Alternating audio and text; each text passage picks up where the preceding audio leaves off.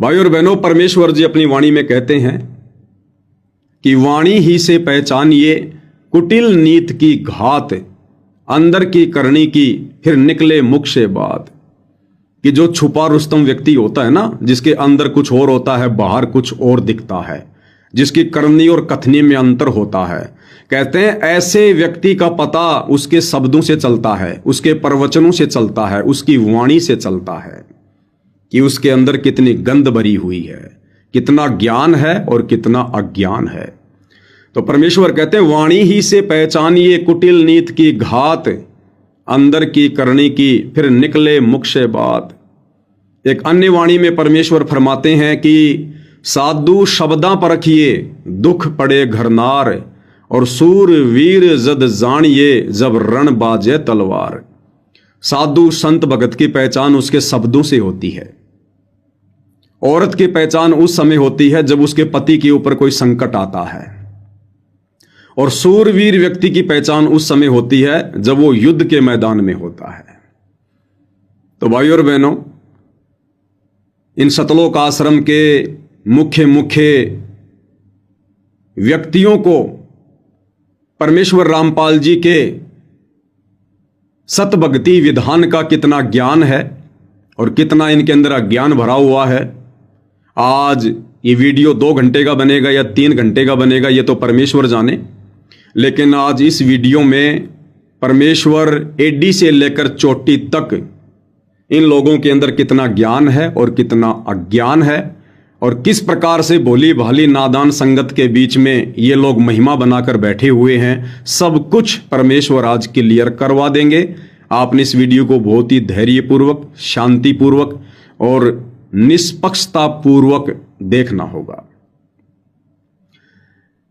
आपको मैं थोड़ा सा याद दिला दूं कि खाप पंचायत के पदाधिकारियों ने क्या कुछ तमाकू सेवन को लेकर कहा था, क्योंकि जब उन लोगों ने परमेश्वर रामपाल जी का सम्मान किया, उनकी प्रतिमा का, तो दास ने कहा था भाई ये जो खाप पंचायत के ये जो प्रधान लोग हैं, जो सरपंच लोग हैं, जो लोग उस सम्मान समारोह में आए थे और सतगुरु रामपाल जी की प्रतिमा को सोल देकर, कोई प्रतीक चिन्ह देकर, मोमेंटो देकर या कोई पगड़ी देकर जो उनको सम्मानित कर रहे थे, तो दास ने कहा था कि इन लोगों में जो व्यक्ति नशा करता है, हुक्का पीता है, बीड़ी सिगरेट पीता है, वो व्यक्ति सतगुरु रामपाल जी के विधान अनुसार ढेड व्यक्ति की श्रेणी में है, ढेड व्यक्ति की श्रेणी में। और कोई भी ढेड व्यक्ति सतगुरु रामपाल जी का सम्मान करने का अधिकारी नहीं है, चाहे वो राजा से लेकर प्रजा कोई भी क्यों ना हो। तो इस बात को लेकर फिर इन लोगों ने एक प्रेस कॉन्फ्रेंस की थी। 40 मिनट का वीडियो इन खाप पंचायत के प्रधानों ने सतलोक आश्रम वालों के साथ मिलकर बनाया था। तो उस वीडियो का कुछ एक अंश दास आपको दिखाना चाहता है कि उन लोगों ने नशे को लेकर, हुक्के को लेकर और इन सतलोक आश्रम वालों के मुख्य व्यक्तियों के साथ बैठकर इनके मुंह पर क्या कुछ उन्होंने हुक्के के विषय में कहा। पहले आपको छोटा सा एक वीडियो दिखा देते हैं। कहने का मतलब यो है, अगजो भाई कौन है बताओ तो अपना आपने संत रामपाल का चेला है, लेकिन पंचायत के लिए वो शब्द प्रयोग करें जब जिसका कोई भी मतलब गिरा हुआ सत्र हो, शब्द नीचा। ये 2 ढेड आदमी है, पंचायतियां का के मांगे, इनने यो क्यों सम्मान करे और इनका के सम्मान होता, ये उसके अभद्र भाषाओं को सुन के भाई दिल बड़ा काल पाया। पहली बात तो मैं इस प्रधान साहब को ये बता दूं कि मैंने पंचायत के लिए ऐसा कोई शब्द प्रयोग नहीं किया। मैंने उन व्यक्तियों के लिए उन शब्दों का प्रयोग किया है जिन शब्दों का प्रयोग मेरे परम पूज्य परमेश्वर सतगुरु रामपाल जी भगवान ने किया है। मैंने केवल उनके शब्दों को दोहराया है, और मैंने वो शब्द पंचायतियों के लिए नहीं किया। मैंने उन लोगों के लिए किया जो लोग हुक्का पीते हैं, शराब पीते हैं, मांस खाते हैं, बीड़ी सिगरेट पीते हैं। उन सब व्यक्तियों को सतगुरु रामपाल जी ने अपने सत्संग में काफिर के अंग में काफिर व्यक्ति की संज्ञा दी है, ढेड और नीच व्यक्ति की संज्ञा दी है। तो प्रधान जी के द्वारा यह कहना कि पंचायत के लिए उन शब्दों का प्रयोग किया गया है, ये गलत है। एक दूसरे जनरल सेक्रेटरी जी हैं रामफल राठी जी, उनके भी विचार सुन लीजिए तमाकू को लेकर, हुक्के को लेकर, जो कि सतगुरु रामपाल जी के परम भक्तों के सामने बैठकर क्या कुछ कह रहे हैं हुक्के के विषय में। मैं रामफल राठी 24वीं सरोखा पंचायत का जनरल सेक्रेटरी। 2 दिन से विशेष वीडियो लोगों ने हमारे पास फोन भी किए, वीडियो भी दिखाई। को पवन दास नाम का व्यक्ति है, महाराज जी की भी फोटो कैल से उठा लेता है और ये कहता है भाई ये हुक्का तो पंचायत का दादा लाई है, ये पीएंगे। और हुक्का पीने वाले नीच होते हैं, ढेड होते हैं, घटिया होते हैं। और हुक्का पीने वाले नीच होते हैं, ढेड होते हैं, घटिया होते हैं। और हुक्का पीने वाले नीच होते हैं, ढेड होते हैं, घटिया होते हैं। तो भाई और बहनों, आपने सुना कि क्या कुछ ये खा पंचायत के लोग कह रहे हैं कि इस पवन दास ने हुक्का पीने वालों के लिए क्या क्या शब्द प्रयोग किए गए हैं कि हुक्का पीने वाले ढेड होते हैं, हुक्का पीने वाले नीच होते हैं, हुक्का पीने वाले घटिया होते हैं। बिल्कुल मैंने इन्हीं शब्दों का प्रयोग किया था हुक्का पीने वालों के लिए, तमाकू सेवन करने वालों के लिए। और यही शब्द मेरे परम पूज्य परमेश्वर सतगुरु रामपाल जी भगवान ने प्रयोग किए हुक्का पीने वालों के लिए, शराब पीने वालों के लिए। अब भाइयों और बहनों, ये सारे के सारे शब्द हुक्के को लेकर जो इन प्रधानों के मुख से बोले जा रहे हैं, ये शब्द इन्हीं के साथ में बैठकर ये सतलोक आश्रम के मुख्य मुख्य व्यक्ति भी सुन रहे हैं। इस सतलोक आश्रम के मुख्य मुख्य व्यक्ति भी सुन रहे हैं इन शब्दों को। कौन कौन बैठे हुए हैं? डॉक्टर चांद राठी जी, सतलोक आश्रम के मीडिया प्रभारी, संत रामपाल जी के मुकदमों में उनके वकील भी अपने आप को बताते हैं कि मैं संत रामपाल जी का वकील हूं। दूसरा व्यक्ति अमन गोदारा, हरियाणा का स्टेट कोऑर्डिनेटर। तीसरा व्यक्ति विकास सिंह पुरिया, सतलोक आश्रम में एक मुख्य सेवादार। ये तीनों व्यक्ति वहां सामने बैठे हुए हैं। भाइयों और बहनों, ये जो वीडियो बन रहे हैं सामान्य वीडियो नहीं है। आने वाले समय में पूरी दुनिया इन वीडियो को देखा करेगी। टीवी चैनलों पर ये वीडियो चलेंगे और इसी प्रकार से आत्माएं गुरुदेव के सत्संगों के साथ साथ साथ संगति की वीडियो देखकर निर्णय करेंगी, भक्ति मार्ग पर दृढ़ होंगे, गलतियां करने से बचेंगे। इन वर्तमान में सतलोक आश्रम वालों के द्वारा जो घोर गलतियां की जा रही है, इन गलतियों से आने वाले समय में दुनिया शिक्षा लेगी। वीडियो की शुरुआत में मैंने कहा था कि सतलोक आश्रमों से जुड़ी बाबा रामपाल जी की 90% नशे का समर्थन करने वाली संगत को मुझ पवन दास की तरफ से प्यार भरा सत साहिब। भाइयों और बहनों, ये तीनों महामूर्ति, ये तीनों सतलोक आश्रम के पदाधिकारी अपने मुंह पर ताला लगा के बैठे, ताला लगाकर, जैसे इनकी जीभ को अधरंग मार गया हो, लकवा मार गया हो, पैरालाइसिस हो गई हो। आप सबको पता है कि काफिर के अंग में सतगुरु रामपाल जी ने हुक्का पीने वालों को ढेड कहा है, नीच कहा है, काफिर कहा है, घटिया व्यक्ति कहा है, परमात्मा का द्रोही कहा है। और इन सतलोक आश्रम के मुख्य मुख्य लोगों के सामने बैठकर ये जगत वाले लोग, ये पंचायत के प्रधान लोग सरेआम कह रहे हैं कि वो पवन दास हुक्का पीने वालों को ढेड कहता है, नीच कहता है, काफिर कहता है, घटिया कहता है। और ये सतलोक आश्रम के मुख्य मुख्य व्यक्ति अपने मुंह पर ताला लगाकर बैठे हैं, जुबान को लॉक करके बैठे हैं। इसका क्या मतलब है कि ये तीनों व्यक्ति नशे के समर्थन में हैं। इन तीनों व्यक्तियों को कोई ऑब्जेक्शन नहीं है, कोई प्रॉब्लम नहीं है यदि कोई नशा कर रहा है तो। इन तीनों व्यक्तियों ने अपने परम पूज्य परमेश्वर सतगुरु रामपाल जी के सत्संगों को भी साइड में कर दिया, ठोकर मार दी, धूल में मिला दिया। अरे गुरुदेव ने बताया कि भगत वो होता है जो सच को सच कहे, सच बात का समर्थन करे। जैसे महाभारत के युद्ध में विदुर ने सच का समर्थन किया। अगर ये पदाधिकारी लोग, ये खाप पंचायत के प्रधान, इनके सामने बैठकर यदि ये लोग इस प्रकार की बातें कर रहे हैं कि वो पवन दास हुक्का पीने वाले को ढेड़ कहता, घटिया कहता, नीच कहता है, तो इन तीनों व्यक्तियों को एक सुर में बोलना चाहिए और इनको कहना चाहिए कि प्रधान जी, पवन दास ने क्या गलत कह दिया। वो जो कह रहा है बिल्कुल सत्य है। यही तो सिखाया है हमारे गुरुजी ने हमारे को। हमारे गुरुदेव भगवान ने भी अपने प्रवचनों में हुक्का पीने वालों को ढेड़ कहा है, नीच कहा है, घटिया व्यक्ति कहा है। तो पवन दास ने भला कौन सी गलत बात कह दी, कौन सी बुरी बात कह दी? इन लोगों ने सच का समर्थन करना चाहिए था। ये इनकी परीक्षा थी। भाइयों और बहनों, जरूरी नहीं है कि परमात्मा 650 साल पहले की तरह अब की बार भी किसी अपने भगत के माध्यम से हाथी मंगवाएगा, अपनी किसी शिष्या को कहेगा कि बेटी हार श्रृंगार करके आ और हाथी पर बैठ जा, और एक बोतल में गंगा जल भर के शराब पीने की एक्टिंग करके उस हाथी को बरवाला में घुमाएंगे।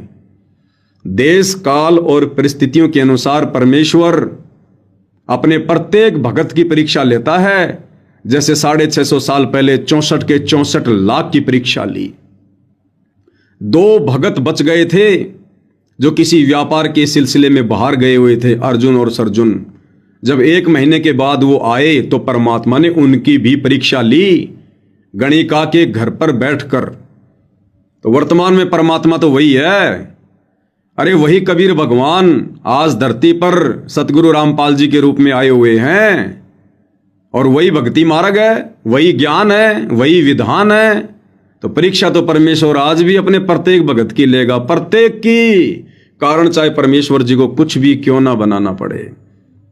तो ये इन तीनों महामूर्तियों की ये विशेष परीक्षा थी। हालांकि इनकी परीक्षा पहले भी हो चुकी है। हर परीक्षा में ये लोग धूल चाटते हुए नजर आते हैं। अब की बार भी ये लोग धूल ही फांक रहे हैं। तो ये इन तीनों की परीक्षा थी। इन्होंने खड़ा होकर कहना चाहिए था एक सुर में कि भाई इस बात को लेकर तो हम पवन दास का समर्थन करेंगे। भले ही हम पवन दास के वीडियो को समझ नहीं पा रहे, हम पवन दास के मकसद को समझ नहीं पा रहे, लेकिन इस बात को लेकर तो भाई हम पवन दास का समर्थन जरूर करेंगे। क्योंकि ये बात पवन दास ने नहीं, ये बात हमारे पूज्य गुरुदेव सतगुरु रामपाल जी ने अपने सत्संग में कह रखी है कि हुक्का पीने वाले ढेड़ हैं, नीच हैं, काफिर हैं। लेकिन इन तीनों की जुबान को अधरंग मार गया जो अपने आप को बहुत बड़े ज्ञानी समझते हैं। और ये नादान संगत इन लोगों की चटकीली भड़कीली बातों को सुनकर इनके ऊपर फिदा है कि भाई अगर किसी को ज्ञान है तो केवल इन्हीं को है। भाई और बहनों, इन तीनों लोगों ने नशे का समर्थन कर दिया। इन तीनों लोगों ने हुक्का पीने वालों का समर्थन कर दिया। इन तीनों लोगों ने परमेश्वर रामपाल जी की मर्यादाओं की धज्जियां उड़ाई है और इन तीनों ने समर्थन कर दिया। इसका मतलब आश्रमों से जुड़ी हुई तमाम संगत ने समर्थन कर दिया। क्योंकि संगत किन लोगों को देखकर चल रही है? इन लोगों को देखकर चल रही है, ना कि सतगुरु रामपाल जी को और उनके ज्ञान को। ना ही तो इन तीनों में से किसी एक ने खड़ा होकर यह सच कहने की हिम्मत की। और मुझ पवन दास का वीडियो तो सारी संगत देखती है, भले चोरी चोरी देखे, नीचे नीचे देखे, जरूर देखती है। तो मुझ पवन दास का वीडियो देखने के बाद सतलोक आश्रमों से जुड़े हुए एक आध व्यक्ति को छोड़कर किसी ने भी इस बात का समर्थन नहीं किया है। सबने सहमति दे दी कि पवन दास जो कह रहा है वो गलत कह रहा है। 2 ही कारण हो सकते हैं भाई और बहनों। या तो इस नादान संगत ने सतगुरु के सत्संग नहीं सुने हैं तो उन पर विचार नहीं किया, या फिर सीधे सीधे ये लोग नशे के समर्थन में है, नशे के समर्थन में।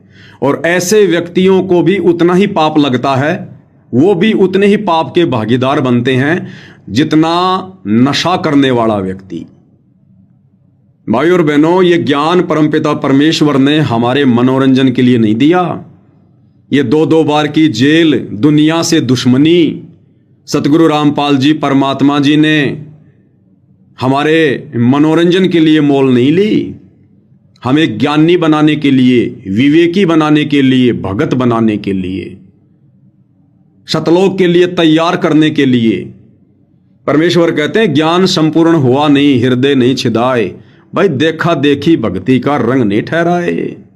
2 कदम भी नहीं चल पाओगे भक्ति मार्ग पर अगर ज्ञान को आधार नहीं बनाया तो। ऐसी हालत होगी जैसे इन सतलोक आश्रम के बड़े बड़े पदाधिकारियों की हो रही है। काल इनको अपने सूक्ष्म जाल में फांस रहा है, सूक्ष्म जाल में फांस लिया, नशे का समर्थन करवा दिया, नशेड़ियों का समर्थन करवा दिया।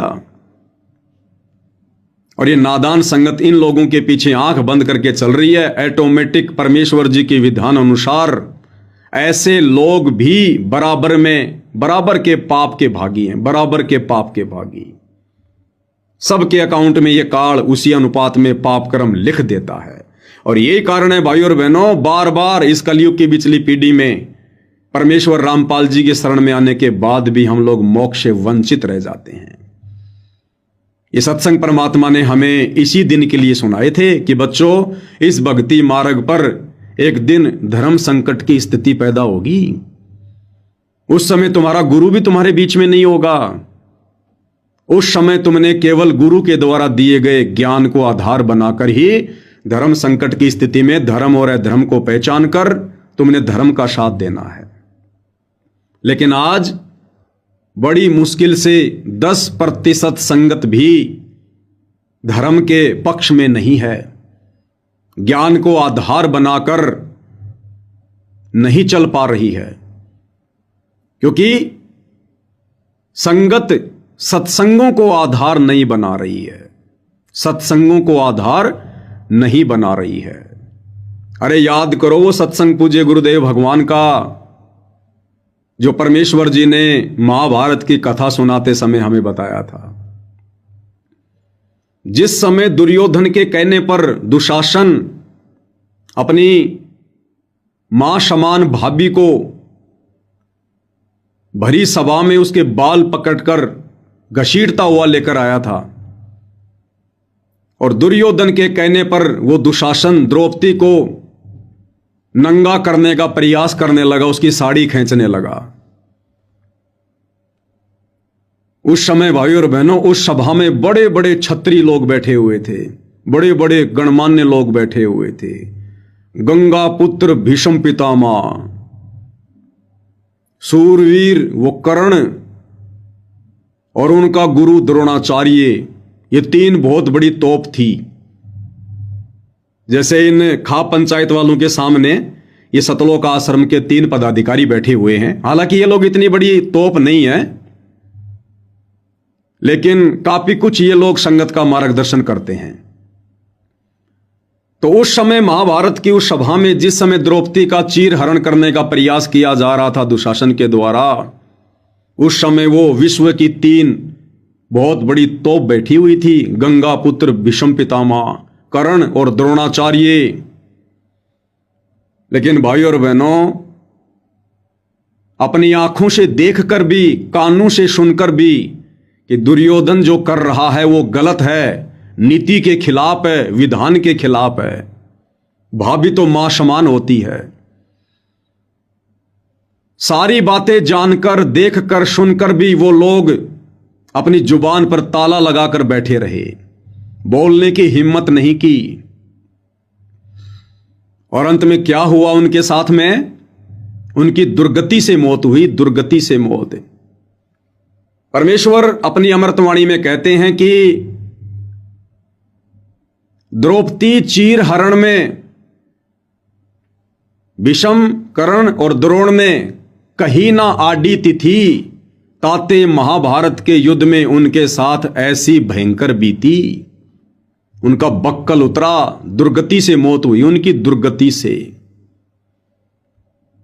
क्योंकि उन तीनों के तीनों ने दुर्योधन का समर्थन कर दिया। तीनों के तीनों ने। ठीक इसी प्रकार भाइयों और बहनों, इन सतलोक आश्रम के तीनों पदाधिकारियों ने डॉक्टर चांद राठी ने, अमन गोदारा ने, विकास सिंह पुरिया ने, जब ये खाप पंचायत के प्रधान हुक्के को लेकर कह रहे थे कि ये पवन दास हुक्का पीने वालों को ढेड कहता है, नीच कहता है, काफिर कहता है, और ये तीनों के तीनों लोग इस बात से परिचित होने के बावजूद भी कि हुक्का पीने वालों को ढेड, काफिर और नीच तो सतगुरु रामपाल जी ने कहा है। सतगुरु रामपाल जी के मुख से सुनने के बाद उनके भगत आगे कहते हैं पवन दास ने कहा है, तो इसमें पवन दास ने भला क्या गलत कर दिया। लेकिन तीनों के तीनों ने हुक्का पीने वालों का समर्थन कर दिया। जिस प्रकार से उस भरी सभा में जो विधान के खिलाफ हो रहा था और तीनों के तीनों महारथी चुपचाप थे, मुंह पर ताला लगाकर बैठे हुए थे, और अंत में क्या हसर हुआ उस सेना का और उन तीनों महारथियों का। आपको पूज्य गुरुदेव भगवान के मुख कमल से एक छोटा सा सत्संग सुनाते हैं, जिसमें गुरुदेव भगवान ने यही सारी बातें बताई है। और गुरुदेव ने कहा कि पंचायती वही होता है जो पंचायत में बैठकर हक की बात करे, अन्यथा पंचायत से उठ जाना चाहिए, चाहे कोई नाराज हो, चाहे कोई राजी रहे। उस सभा में एक व्यक्ति पंचायती था, धर्म बीज था, भक्ति बीज था, विदुर। उस बड़ी सभा में केवल अकेला विदुर खड़ा हुआ और विदुर ने कहा कि भाई विदुर कहे ये बंधु थारा, एक के कुल एक के परिवारा। विदुर ने कहा रे नादान दुर्योधन, अरे पांडव भी तो तुम्हारे भाई बंधु हैं, ये द्रौपदी तो तेरी मां समान है, तुम्हारा एक ही परिवार है, क्यों अपनी इज्जत खुद ही उछाल रहे हो, इतिहास तुम्हें धिक्कारेगा आने वाले समय में। विदुर कहे ये बंधु थारा, एक के कुल एक के परिवारा। जब इतनी बात सुनी दुर्योधन ने, और दुर्योधन ने इशारा किया दुशासन को, दुशासन ने अपने चाचा विदुर को थप्पड़ मारा। विदुर के मुंह पर लगा थपेड़ा, तू तो है पांडवों का चेहरा, कि तू तो हमेशा पांडवों का पक्ष लेता है। तो दुशासन ने विदुर के मुंह पर थप्पड़ मारा, और जब दुशासन ने विदुर के मुंह पर भरी सभा में थप्पड़ मारा तो परमात्मा कहते हैं भीष्म, द्रोण और वो कर्ण मुस्काया। वो तीनों मंद मंद मुस्कुरा रहे हैं कि बहुत अच्छा किया, बहुत अच्छा किया। ठीक इसी प्रकार ये जो खाप पंचायतों के प्रधान जो नीति विरुद्ध बात कर रहे हैं और कह रहे हैं कि पवन दास या तो माफी मांगे या फिर पवन दास पर मुकदमा करेंगे, और ये बातें सुनकर ये सतलोक आश्रम वाले अंदर ही अंदर खुश हो रहे हैं, लड्डू फूट रहे हैं और कह रहे हैं हम भी पवन दास पर मुकदमा करेंगे, तुम भी पवन दास पर मुकदमा करो। इन जगत वालों का समर्थन कर रहे हैं, हुक्के का समर्थन कर रहे हैं, नशे का समर्थन कर रहे हैं। भाइयों और बहनों, अंत में वो सच कहने वाला ही बचा था। महाभारत के युद्ध में परमात्मा ने किसी न किसी बहाने उसको तीर्थों की यात्रा पर भेज दिया था, और बाकी उन बड़ी बड़ी तोपों का जो सोच रहे थे हमारा कुछ नहीं बिगड़ेगा, अधर्म के पाले में खड़े होने के कारण, सच ना कहने के कारण अंत में उनकी दुर्गति हुई। दुर्गति जिस गंगा जी में नहाने से दुनिया सोचती हमारे पाप कर्म धुल जाएंगे, मोक्ष हो जाएगा, उद्धार हो जाएगा, उस गंगा के बेटे का, भीष्म पितामह का सच का साथ ना देने के कारण उसकी कैसी दुर्गति से उसकी मौत हुई थी। तो गुरुदेव भगवान क्या कह रहे हैं, एक भगत के क्या लक्षण हैं, एक पंचायती के क्या लक्षण हैं। और हमने गुरुदेव भगवान के मुख कमल से सुनने के बाद भाइयों और बहनों, चाहे हमारी इज्जत हो, चाहे हमारी बेइज्जती हो, चाहे हमें देश से निकाला जाए, चाहे हमें गांव से निकाला जाए, हम भक्तों ने केवल सच का ही साथ देना है, क्योंकि हमारे गुरुदेव भगवान ने हमें केवल यही सिखाया है, यही। तो क्या कह रहे हैं गुरुदेव भगवान, उन्हीं के मुख कमल से हम सुनते हैं। क्या कह रहे हैं मालिक? जन पहुंच गया और पकड़ के उसके बाल यहां से घसीट के लाया ना, बुरी तरह बेइज्जती करके सभा में खड़ी कर दी। अब दुशासन ने कहा कि क्या आदेश है भाई इसके लिए? दुर्योधन ने कहा कि इसको नंगी कर दे, इसकी साड़ी चीर उतार दे। हम तो अंधे हैं, अंधों की संतान अंधी होती है, हमें थोड़ा ही कुछ दिखाई देगा इसका। अब यूं कह करके उसने दुशासन जो ही उसकी तरफ चला, उसका पल्ला पकड़ लिया साड़ी उतारने के लिए। तब उसने भीष्म पितामह द्रोणाचार्य और कर्ण की तरफ कहा, जो वहां बैठे थे, उनसे प्रार्थना की, नीची गर्दन कर ली, क्योंकि उस दुर्योधन के दुष्ट अन्न को खाकर उनके अंदर दोष पैदा हो गया था। फिर उसने देखा अपने 500 पांडव बैठे थे वहां पर कि ये अब कैसे सहन करेंगे मेरी इस बेइज्जती को। तब उनकी तरफ देखा, उन्होंने भी नीची गर्दन कर ली, क्योंकि वो वचन में बंध चुके थे। अब उसने देखा है कमाल की बात होगी, कोई भी नहीं सुन रहा मेरी। अपना आत्माओं सुनिए, वहां वो 3 ऐसी बला बैठी थी, ऐसे सूरवीर बैठे थे। कौन कौन? द्रोणाचार्य, भीष्म पितामह और कर्ण। उनमें से एक भी खड़ा होकर यूं कह देना, दुशासन खबरदार दे इस बेटी का हाथ लगाया थे।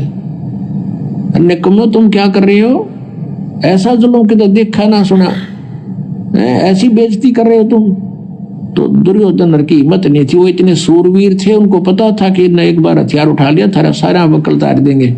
और भीष्म पितामह उनका सबसे बुजुर्ग आदमी बैठा, और वो भी दुष्ट वहीं बैठा रहा, एक भी ओछी बंदी नहीं की तुम क्या कर रहे हो। मान लीजिए सभा में एक बार टोकना चाहिए, तुम गलत कर रहे हो, ये ठीक नहीं, और नहीं मानता है तो उठ कर चला जाना चाहिए।